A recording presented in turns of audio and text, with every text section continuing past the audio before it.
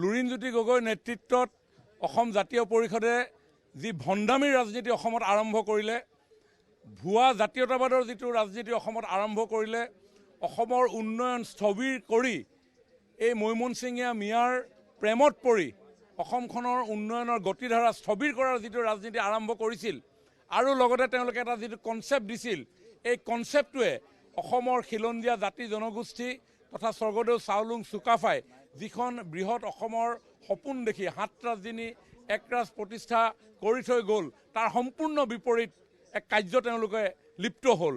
আৰু আজিৰ এই যি নিৰ্বাচন এতিয়ালৈকে আগবাঢ়ি গৈ আছে, ৰাজ্যখনৰ জনতা জনাৰ্দনে আৰু লগতে স্বৰ্গদেউ চাওলুং চুকাফাৰ অভিশাপ লাগিছে তেওঁলোকৰ।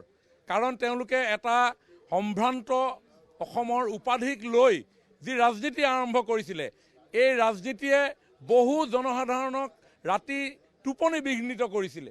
কাৰণ অসমত বিভিন্ন জাতি জনগোষ্ঠীৰ লোক বসবাস কৰে, অসমত বিভিন্ন ধৰ্ম সম্প্ৰদায়ৰ লোক বসবাস কৰে, বিভিন্ন উপাধিধাৰী লোক বসবাস কৰে।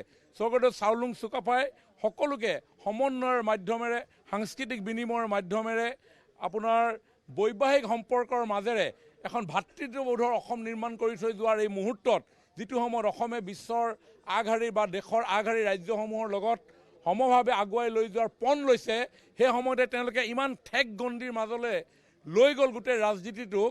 এয়া তেওঁলোকৰ স্বৰ্গদেউ চাওলুং চুকাফাৰ অভিশাপ তেওঁলোকৰ ওপৰত আছে।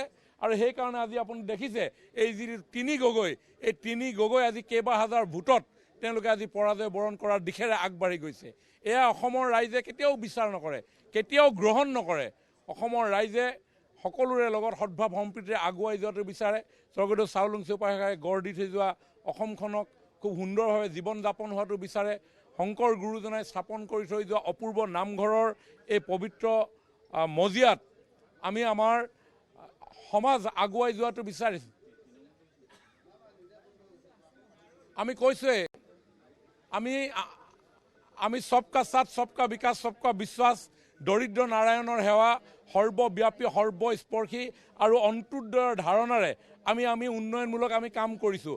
আৰু লগতে বিকাশ ভি, বিৰাসত ভি, এই দুইটা বিষয় লৈ পিনি আগবাঢ়িছোঁ। কেৱল বিকাশেই নহয়, আমাৰ কৃষ্টি, সংস্কৃতি, ৰীতি নীতি, পৰম্পৰা, ঐতিহ্য, চেতনাবোধ, ইতিহাস, আমাৰ পূৰ্বজসকলৰ আত্মত্যাগ সকলোকে আগত লৈ আমি আগুৱাই গৈছোঁ। আৰু সেইকাৰণে আজি সৰ্বস্তৰ জনসাধাৰণে আমাৰ চৰকাৰখনে কৰা কামৰ প্ৰতি আমাক সকলো লোক আজি কনভিন্স হৈছে।